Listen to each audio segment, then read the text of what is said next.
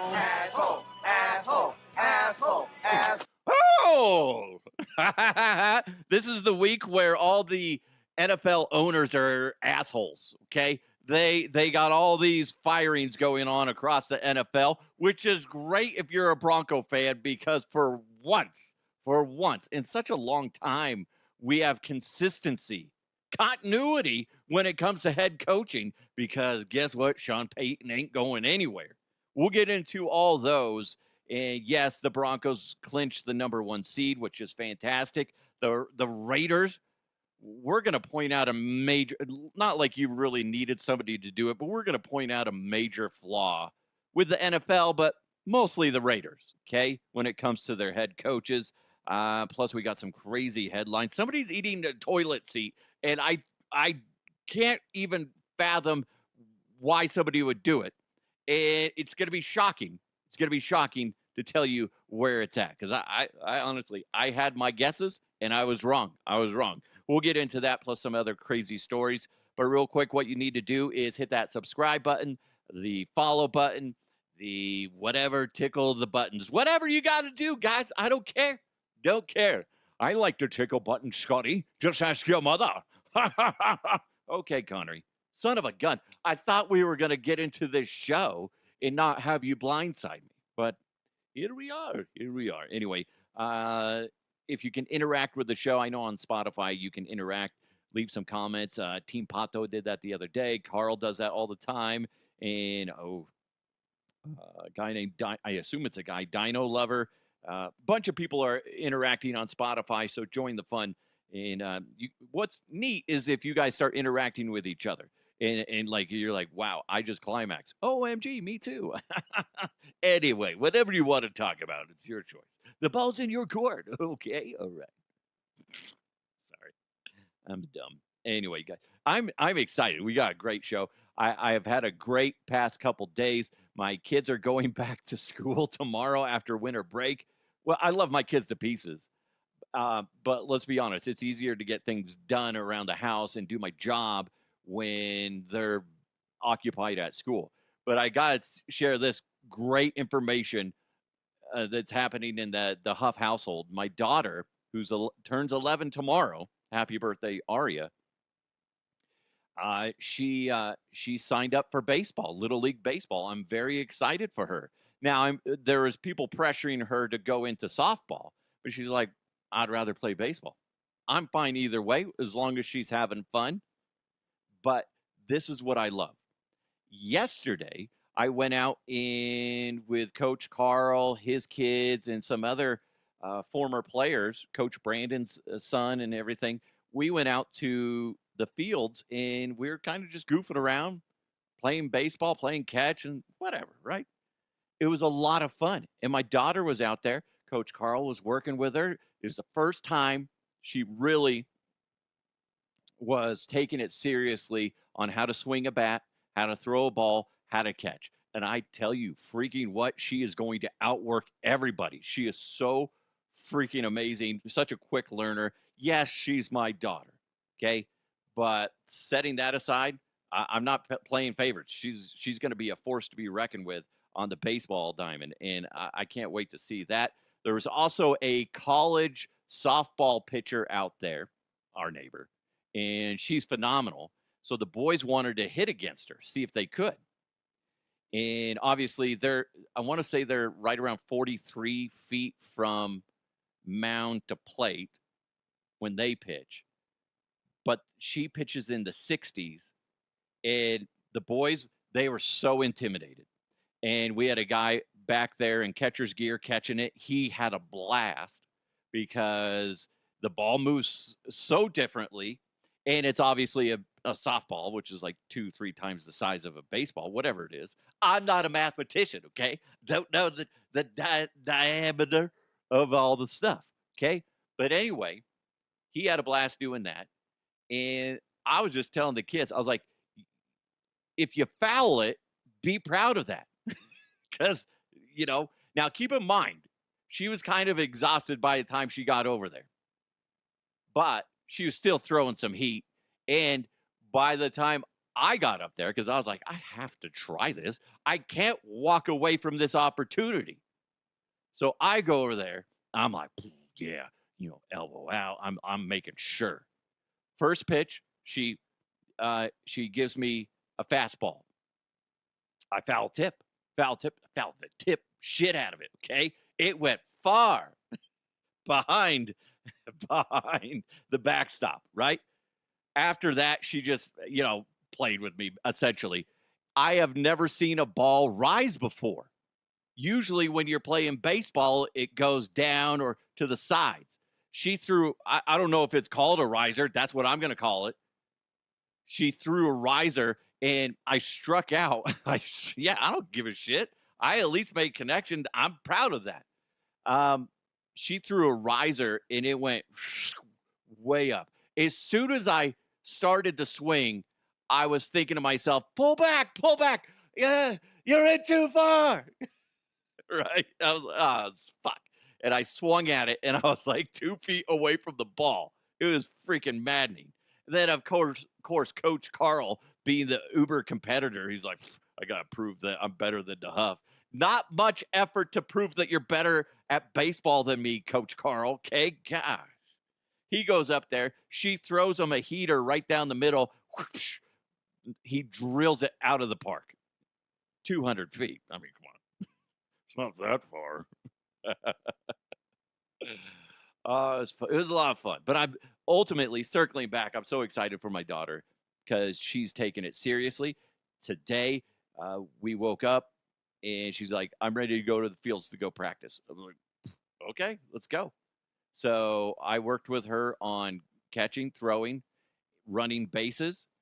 And my biggest pet peeve, you run through the first base, okay?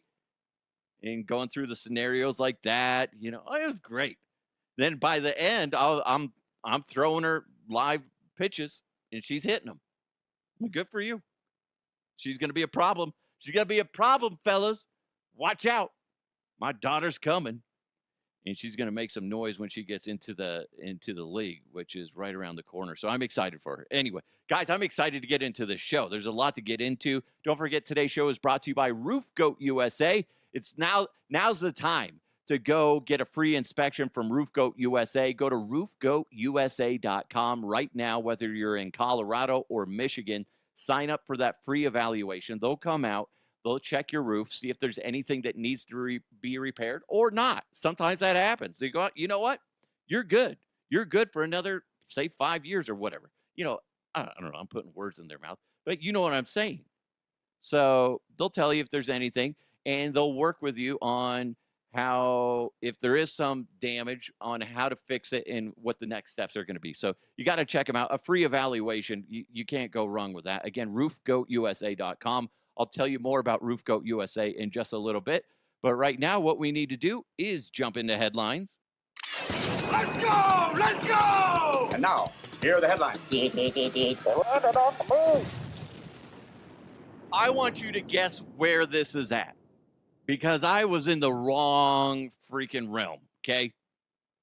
A mayor of this certain location that will currently remain nameless had to issue a very bizarre public warning after apparently bite marks were discovered on a toilet seat. Yeah, not just bite marks. Like, they took chunks out of the toilet seat based off the picture that I found. I don't know how that's even possible, but it looked like a solid toilet seat, right? Guess where that's at? No, it's not Florida. I know. Who would have thought? I assumed that if there's anything that could be related to meth and just weirdness, it's got to be Florida. But no, not in this case. This happened in Derwent Valley, Tasmania. That's in Australia, in case you're dumb. Oh, that's good to know, Scott. I thought that was honestly in Arkansas, but it's not? Okay, I'll be dang. No, it's not Tasmania, Arkansas. I just fucking with you. Anyway, this is what the mayor said. It appeared as though someone had taken a few bites out of a toilet seat. see few bites. Not just bite marks where they're like, I chewed on it like it's a chew toy. No. Then she followed up with saying, I'll say it plainly. Please don't eat toilet seats. This is the world we live in, guys. If you want to scare kids straight and get them off of drugs, show them this. Apparently, when you do drugs, you want to eat toilet seats. And guess what you do on toilet seats, kids? You poop, you shit, and sometimes that gets on there depending on who's there before you, okay? Puke your guts out in there when your wife leaves you. You know what I'm saying? God damn it. Yeah, puking your guts out because you had way too much tequila. Been there before. No, I'm just kidding. Yeah, I think that's what we need to do with kids. When I was lucky enough to go visit Australia, their anti-smoking campaigns, and I think it might have been drugs too, they're very graphic. My brother, we were watching some rugby match or something like that, and he's like, oh, you got to watch these. And it was like some sort of PSA about, don't smoke or whatever. And it's people like, hawking up like blood and stuff like that. It's like very graphic. I don't know if it really works, but man, I don't know. If I was a kid and somebody said, guess what? When you do crack or meth, it makes you want to chew on toilet seats. The ones where weird people pee all over them. Well, that's gross. I don't want to eat pee. Well, yeah, I know. But that's what some people do. That's what happens when you do crack or meth. Huh? Do you like to eat toilet seats? Do you, kid? No, I don't. Don't do drugs. That's what the DARE campaign should have been. I could have just got in there with a short film. I could have made a short film about staying off drugs, and it would have just been summarized in, some dramatic music, maybe some black and white imagery, and then some guy cracked out of his mind chewing on a toilet seat. And it says at the end, black and white, don't do drugs. Right? Hey, you're welcome. I just saved lives. You're welcome. You have a gift, Scotty. Hey, speaking of gifts, I gave your mother one last night. Connery. What? I was just talking about my dong. Okay, Connery. Enough. That's gross. That's so gross. What Connery said and with this whole thing with the toilet seats. Again, we were talking about that the other day. What do you do if you walk into the restroom? Be like, oh man, I really need to go. And it's like a public restroom. There's multiple stalls, and you go in there and you hear somebody going, right? And you peek in because they didn't close the stall door. They got no shame. And you go in there and there's like a homeless guy going, then he notices you and he's like, huh? You're welcome. You're welcome. Anyway, Daddy, is that you? Social media data says that the name Karen is no longer the best name to describe a woman. A woman old. It says a woman. It should be a white woman. An older one. And those individuals are the people that usually insert themselves into situations that they're not involved in. And they bitch and complain. Or they ask to speak to a manager. That type of thing, right? We've all had our encounters with a Karen. I've been a Karen once or twice. You're in a bad mood for some reason. And you're like, fuck it. I don't care. Where's your manager? This is unacceptable. Back in my day when I worked in a restaurant, you didn't do that, okay? Where's your manager? Right? But they're saying, based on data, Gen Z, and mostly this is Gen Z. Gen Z is saying, no. We're changing up the name. We're going to, guess what it is? There's two big names. I'll tell you the second one, but the dominant one they're going to go with, allegedly, according to data. The second place one is Ashley. I'm Ashley. Where's your manager? I don't know if that works. I'm Karen. I'm Karen. Where's your manager? See, that one works. The name that they're going with is Jessica. They say Jessica is more of a proper description for people, white women with shitty hair that go and complain. Right? Isn't that bizarre? I don't know if I like that. I like Karen. It's Karen. Karen White. Karen White. Jessica White. No. Listen, I know Gen Z has the power to change it and modify it, and if they really tried hard, they could probably influence it. But Karen, no, I feel bad for anybody named Karen. But all the Jessicas I've ever ran into are super nice, super sweet. Even Ashley. I don't think I've ever met a mean Ashley. But apparently, Gen Z has some beef with Jessica and Ashley. I don't know if I'm trying to think of, do I know any Karens? All the Karens are usually older. Maybe that's why they're doing it. I guess Gen Z, younger version of Karen, popular name, is Jessica and Ashley. But I don't know. It's bizarre. It will be forever Karen to me. I feel like that it's gone on so long, it's too late to change it. The train is moving along. You cannot stop the Karen train, okay? It will go down in the history books.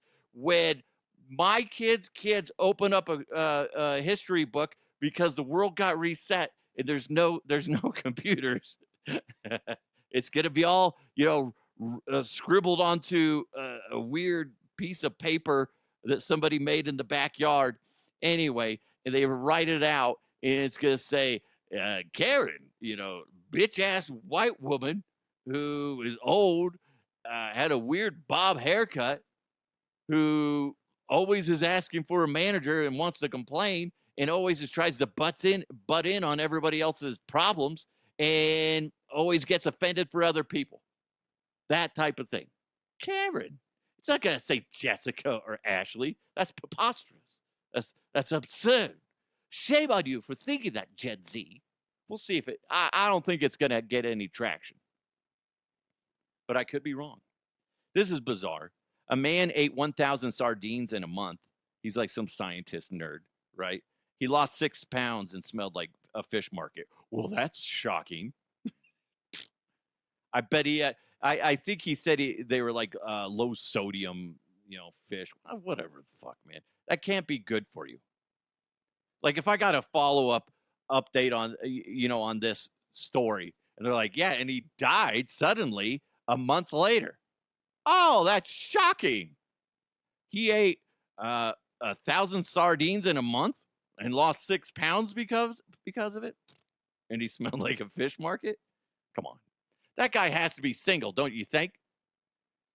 Because if you have a significant other, nobody's going to want to be around you. You fucking smell like a fish market? Jesus. Unless your significant other doesn't have a sense of smell, then it's like, yeah, bonus. Yeah, guys, I can do this. My wife, she can't smell shit. Literally, she can't smell shit. I poop with the door open all the time. Never use air freshener. It's fantastic. I'll eat all the sardines in a month, and I'll smell like a fish market. It'll be great. Oh, great. Thanks, Todd. Way to step up. Like it a lot. I always think it's funny when these scientists who steal money from, donors, research groups and whatever, they're like, yeah, fund me a bunch of money and I'll eat a bunch of random shit in a month and I'll tell you how it affects my body. Okay, here, I'm a university. Here's a bunch of money. Guys, do you want me to eat what happens if I eat papaya every single day for a month? What's going to happen? I don't know. Let's find out. Pay me to do it. I'll do it. Jesus. Hey, Scott, I work for Domino's. I'll pay you, $500,000 if you eat a Domino's pizza every day for a month. Tell us how fat you get. Like, great, let's do it. I don't know. I don't know if there's anything that I would want to eat every single day for a month. If it's the exact same thing. Because at first I'm like, well, eat sushi. That would be good because there's a variety of sushi. But you can't do that. It's probably got to be more controlled, and it would be one particular kind. And then I was saying, if you do pizza, it's probably going to be pepperoni and cheese, right? That's it. So I don't think there's anything I would, because I love burgers. I love cheeseburgers, but I don't want to ruin cheeseburgers by eating one every single day for 30 days. That'd be terrible. By 2 weeks, I'm like, oh, fuck. Now I hate cheeseburgers. That's terrible. That's terrible. You tell me, is there anything you'd eat every single day? And don't say pussy. Jesus Christ. I'm sorry not to be crude, but you know there's some guy out there. Scotty, did you get my text? Because that's what I said. Connery, fuck you. God damn it. Again, good reminder not to have this on all your loudspeakers at work. Wear your headphones. Did he just say pussy? Oh my gosh. That's disgusting. Anyway. Yeah, don't eat 1,000 sardines. That's bad for you. I don't know what the fucking results were. You're asking me for what happened? He lost 6 pounds, and nobody likes him now because he smells. He probably walks upstairs, gets a little sweaty, and it just smells terrible. God damn it! Is that like, it's like a fish market met a dumpster fire? That's what it smells like. It can't be good. Can't be good. What's good is Roof Goat USA. They're the best. I was telling you about them earlier. If you have any concerns, even if you don't have concerns, you should have your roof checked out every so often just to make sure. And they're the ones to do it. They're the GOAT for a reason. Roof Goat USA. They're all over Colorado, all over Michigan. And they're a GOAT for a reason because they've been in business for over 24 years. They understand the headaches that come with fixing a roof, whether it's repair, replacement, insurance claims. Roof Goat USA's experienced professionals, they know how to deal with all that stuff. Go to roofgoatusa.com right now and sign up for a free evaluation. They'll come out and check out your roof and tell you if there's anything that needs to be done. And if there is, they'll tell you what the next steps are. And here's what's really cool. So whether it's a residential or a commercial roof, they can handle it. If you want a metal roof, they can do that too. I wish I could get a metal roof. I feel like that would be better. But anyway, stupid HOA.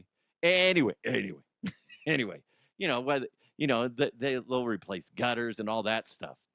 But what really sets them apart is their stand by their work mentality. So much so that Roof Goat USA guarantees their work. They got a 30-year coverage from install date. That's all materials and labor for 30 years from date of install.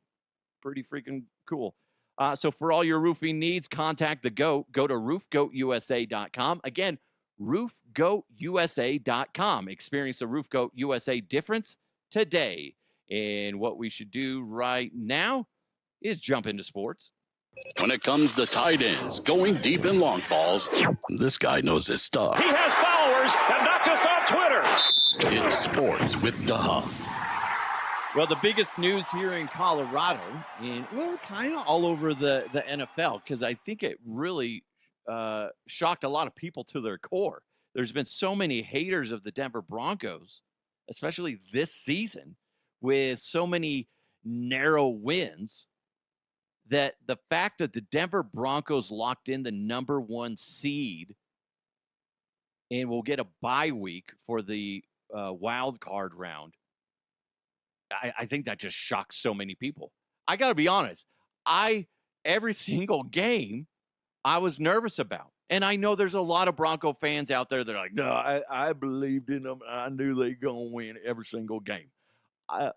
That's great. Good for you. But I look at things as, logical, right? I'm not trying to be a dick. But yet, here we are. Sound like you're a dick right now, Scotty. Oh, my God, that ain't no balls. Fuck you. I believed in the Broncos every single game. No, you didn't, you fucking liar. Shut up, that's between us. The thing is, they were so close, and they pulled through.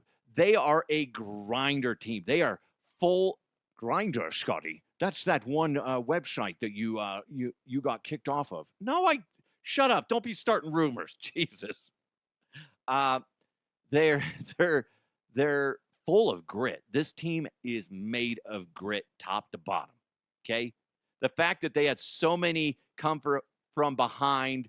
Hey, speaking of coming from behind, Connery, God damn it, I'm trying to be serious. Talking about the Broncos. They had so many games in the fourth quarter where they had to come back and fight to win. It really sets them up for a never say die mentality. And that's great. Never give up. Never surrender. That stuff. It's really, really good. Then they got their teeth kicked in by the Jacksonville Jaguars. And I was talking to this Dr. Jeff today, and he and I were talking, and we both agreed that if there was ever a time that there was such a thing as a good loss, that's a great example. As long as you learn from it and move forward instead of going, well, they beat us. Oh, God damn. They're just going to be our Achilles heel. Well, there's a chance you could play them in the playoffs, and that's going to be scary, which I'll get to in a second. But the thing is that the Broncos are battle tested. They have been, they're iron sharpening iron in the sense of they've played these teams tough. And before you sit there and shit on their parade and go, well, they barely beat all these shit teams. Blah, blah, blah. Okay. That's a bunch of nerds who don't know how to play sports, but they watch it on TV and they've played a lot of Madden, right? It's those dick fucks that are saying, well, that, right? And that's frustrating. Everybody on a professional football team is trying to prove a point, trying to prove their worth, and trying to make a highlight reel, all that stuff. They're legitimate players, okay? Enough of that bullshit where you're like, well, they're just, they're beating shit teams. Barely. No, man, they're professional teams. I know there's a lot of people out there that just want to pee on them. I don't know why I said pee. I don't like that. Yeah, you could have used a better word than that. Defecate would have been better. You already said shit on their parade, which doesn't make any sense, Scotty. I know, Connor, you don't need to point out my flaws. You don't. I get that every day from my family, okay? Don't like it. Anyway, I'm excited for the Broncos, but I'm also nervous. Very nervous about the Denver Broncos because I don't know how they're going to handle who their opponents are. I posted right before the show. I totally forgot how this was set up. Originally, I thought it was going to be whoever won between the Steelers and Texans, but that's not how it's set up. It's they play the lowest seed. The winner. Okay, so the rest of they will play the lowest remaining seed. It was a great position for the Broncos. So depending on who wins and blah, blah, blah, blah. I wrote this on Twitter for a Twitter poll. I said, which team is the biggest challenge for the Broncos? Bills, Steelers, Texans, Chargers, right? Who is it? Well, I'll say nobody believes that the Steelers are a problem because as of right now, 0 votes. 0 votes. But the Texans and Chargers are tied up at 29.3%, and the Buffalo Bills are leading the pack as of right now at 41.5%. Where do you guys stand on that? If I'm looking at this, the two teams that freak me out the most are Texans and Chargers. And it's their defenses that scare me. And I believe in the Broncos. Can they win 2 home games and make it to the Super Bowl? Hell yeah, they can. But what have we learned all season? You can't look past your opponent. So we'll see. We'll see. That just jumped up to Chargers are now at 31%. Texans 28.6. Bills at 40.5.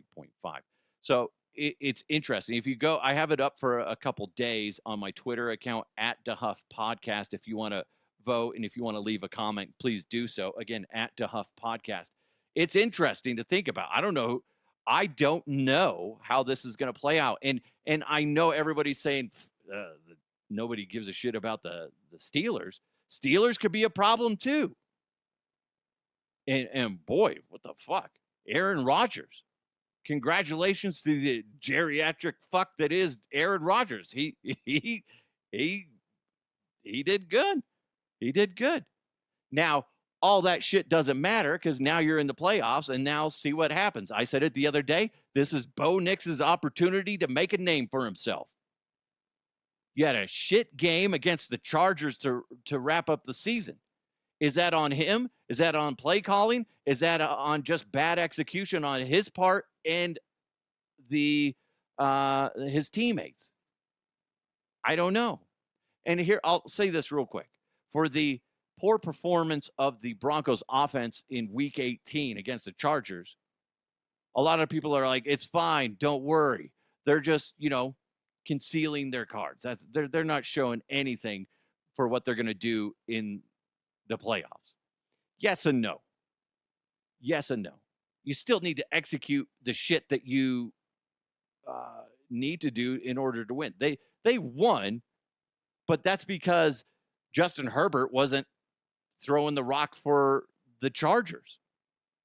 That's going to be a much closer game if he's back there. So I'm a little worried about the Broncos offense. But that being said, who really knows? Time will tell. So if you want to let me know who you think the best option is or the one that scares you the most and the ones that scare you the least, let me know. DeHuffPodcast@gmail.com, or you can, like I said, interact on social media on Twitter at DeHuff Podcast and vote on that. Bo Nix has tied Russell Wilson for the most wins by a starting quarterback in his first 2 seasons in NFL history. That's pretty cool. That being said, Bo Nix knows what he needs to do. Well, I should have done a better job today, having more urgency in the huddle, getting us, going. And, I felt like I failed us on that. And, overall, I thought, we didn't play with the tempo and the passion we normally play with. Now, there's a lot that goes into that. It's Week 18, it's the last game of the year. You're up 10-0, weird early, and it's just a strange football game. You prepare for one thing all week and then get something different. You don't know who's going to show up. So, I got to do next time we get in that spot, I got to have better urgency, be a little bit of a spark myself. And then, the rest of the guys will do the same. It's a long season. That's that. I guess if you're going to sit there and try to make excuses for the lack of spark, basically is what he said there at the end. I guess they're tired. You could say that, but guess what? Chargers same way, same fucking way. Every team had that, but guess what? It's a big game. It was for the number 1 seed. Yes, the Broncos won. Yes, but man, come on. Sometimes you just need to amp yourself up. I don't care if you have to pop in Phil Collins. What is that one song? I can feel it coming in the air tonight. Right? I don't care if you have to do that every time you're on the sidelines. You start jamming into that to get you fucking flowing. Do whatever you got to do. Do they need to hire a hype man? Is that my calling? Do I need to give you a pep talk, buddy? Huh? Is that what needs to happen? Maybe we need to go to Taco Bell and get some of those cinnamon twists. Is that going to put you in a good mood, Bo? Whatever it fucking takes, get your head in the fucking game and go play your fucking heart out. The great thing is these games are going to be in front of the Bronco fans at Mile High, so I'm excited about that. That being said, it's not a guaranteed win. I will say I'm very excited. We have been talking about this for a bit. The Broncos needed to focus on turnovers. And that was one thing that was driving me nuts. I'm like, yes, it's awesome that they have all these sacks, but they're not getting any turnovers. Well, here's Nick Bonito. Jesus, I said his name funny. Nick Bonito after the game. Talking, is it Tracy Wolfson? Whatever. Here you go. Yeah, he's been pretty pissed at us about the turnovers this year. He's made a huge emphasis on it. Even so, he just said he didn't care about sacks anymore. He just wants turnovers. So that was a big emphasis, and we got some today. So You know who else enjoys sacks? Who? Your mother. Okay. Jesus. I'll say this, though, was interesting. I'm just saying. He added, because I had just talked about that they need to focus on turnovers. He also said prior to that the AFC runs through Denver. I believe I said that, and I was mocked on social media for saying that. Well, guess what? They won the number 1 seed. They won the division, so suck on a fat one. I'm just going to go on a limb here and say there's a good chance somebody at the Broncos is listening to this show. Gosh, your own little internet shows are driving me crazy. Okay, fine, Sean. God, I was trying to have fun, and you hurt my heart, Sean. Anyway, here's Sean Payton after the game. Look, am I ever happy? No. All right. But we shouldn't be as coaches. When people ask, like, all right, what's the benefit of the 1 seed? Many will say it's the rest. I personally think it's the elimination of a game that you don't have to play. To be able to host the divisional round is significant. Yeah, we got to clean some things up, and we will. We'll be ready. I like that. Yeah, he's not happy. He's not happy until they're holding up the trophy in, where are they playing in California, San Francisco, or wherever the fuck they're playing, right? He's not going to be relaxed and satisfied until that happens. And then, like a day later, he's going to be back to the grind of the getting the next season going. But I like that. He's not comfortable. He's not happy. And to be honest, there's a lot to work on, and it's mostly on the offensive side. So, yes, to sit there and go blindly, the Broncos are just going to win it. I feel it in my bones. That's fine. That's just what blind love, blind faith, whatever you want to say, that's what that is. That's being a fan. But when you want to really break it down, you need to be honest with yourself, and that's what Bo Nix is saying, and that's what Sean Payton is saying. It's like, yeah, that's great. We won. But we got a lot of work to do. If we want to win this next game, we got to get our stuff straight. And the good thing is that's one less game that they have to worry about. So, yes, they get the rest, but it's just one less game for them to worry about. So I like that he said that. This is what's funny. After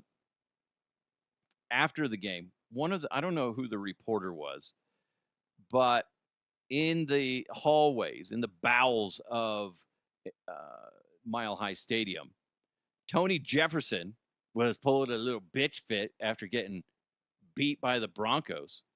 This is what he said. I'll play you the audio, but it's so echoey and you can barely understand it. He says, "They suck, bro. I don't care. I have no respect for them. I don't like nobody on the Broncos. My homie J.L. Skinner, I fuck with him, though. Broncos suck, though." Come on, man. As a rebuttal, I believe everybody in Broncos country collectively said this. Suck my fat one! Yeah, that's dipshit Derek for you, fucker. Come on. Talk about a poor sport. You lost. Okay, that's it. That being said, that's the little shit that can fuel a massive fire. If for some reason somebody said something and he amps it up in the locker room, that can be this major spark that causes a major inferno for the Chargers if they come in here in the divisional round, if they do, and they could battle the Broncos and use that as fuel. A good team, a good coach can find any little bit of scrap and use it to cause a forest fire. Look at what the Jaguars did. Sean Payton says that they're a small market team because they are a small market team. They're in a small market. Why Payton said that is, I don't know why he actually said it. It doesn't make sense. But sometimes I feel like he just has words that falls out of his mouth. I can relate, Sean. I do that on a regular basis. I do. Beep. See? It happens. Okay? But they use that as fuel, and it fucking pissed everybody off. And that helped them beat the Broncos at Mile High. So, whatever, man. Whatever. The Jaguars will cause some damage in the playoffs. They will. They're going to be a problem. Will they make it to the AFC Championship? I don't know, but I could see it. They have a tough team, and their coach is no nonsense. They could be a problem. But the Broncos can't look that far ahead. They need to look at whoever their first opponent's going to be when it comes to the divisional round. So there you go. Real quick, it's the time of year where coaches get fired. Vance Joseph, the defensive coordinator for the Denver Broncos, is a hot name for a head coaching job. Obviously, he's been a head coach before, once with the Broncos, once with the Arizona Cardinals. And was it with the Cardinals? Or was he just – it doesn't matter. The thing is, he's done it before. The Titans requested to speak with him. I'm going to say this about Vance Joseph. Everybody's like, oh, yeah, he deserves it. Here's my thing. Wade Phillips was an elite defensive coordinator. Legendary. Wade didn't pan out as a head coach. He didn't. But, man, anybody would have fought to the death, somebody else's death, not their own, to have him as their defensive coordinator. He's that good, was that good, right? Special defensive coordinator. That's what Vance Joseph is. He's in the same category as Wade Phillips. Maybe not quite there yet, but give him a couple seasons as a defensive coordinator for the Denver Broncos, and holy shit, yeah, watch out. He's the next Wade Phillips. The point I'm getting at is just because you're an amazing defensive coordinator doesn't mean that you're going to be an amazing head coach, and it doesn't mean that you need to be a head coach. Now, that might be his deep, deep dream to be a head coach, and that's great. But if he's not feeling fully into it, and it's more of a, you're really good at it as a defensive coordinator, your next step has to be head coach. No, there's nothing wrong with staying a successful coordinator. There's a lot of guys that are just really good at being a coordinator. Vic Fangio, that didn't pan out here in Denver, but guess what? He's a fucking amazing defensive coordinator. There's nothing wrong with that. The point is selfishly, I don't want him to leave as the Broncos defensive coordinator to chase a dream of a head coach, because he could be legendary. Like, people talk about him forever if he stays with the Broncos as a defensive coordinator. And he's already doing special things. I think part of that is peer pressure. I haven't talked to him personally, but if he ever has a glimmer of doubt on being a head coach again, then maybe sit that out and stay where you're at and continue to do special things here in Denver. So I don't want to see him go. Speaking of people going, the Raiders are a shit show. Everybody knows this. And they fired their head coach, Pete Carroll, after one fucking season. Now, that being said, they were at the bottom of the AFC West, 3-14. I will say this. I went back and was looking at the numbers on we'll just say the last 3 head coaches for the Raiders. Pete Carroll, 3-14 after 1 season. Antonio Pierce, he was hired, he was interim head coach, and he took the team to 5-4 in that record. But then the following season, before getting fired, they were 4-13. Before that was Josh McDaniels. He was hired. They went 6-11, and then was fired mid-season next season at 3-5. Here's my thing, like especially with Pete Carroll. Let it go. Let him continue on, unless there was something where Pete's just like, you know what, fuck, I'm too old for this shit. Don't want to do it anymore. Otherwise, this whole we need changes now. You can't turn a program around in one fucking season. That's lunacy. That's the Raiders, okay? That's moronic. I guess in a sense, good example. Sean Payton, his first year with the Denver Broncos, they went 8-9. That's not bad.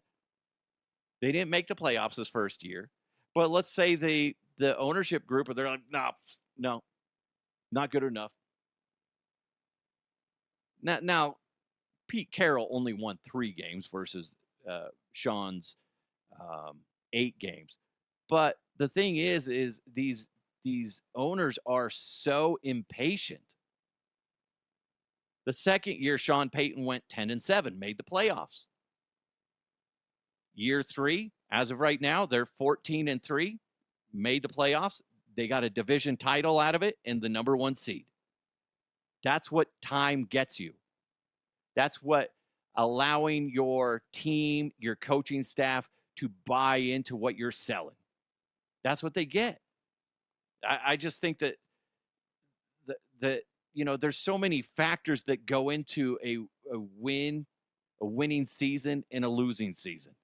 And the Raiders Mark Davis is just too impatient, and it's really frustrating.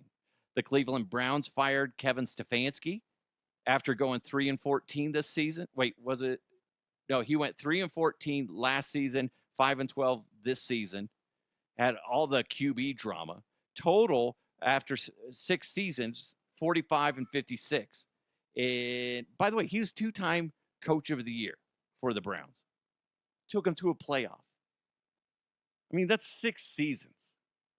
I just feel like that the Browns are just, jumping ship. But, like I said, with all their QB drama, that's the Browns.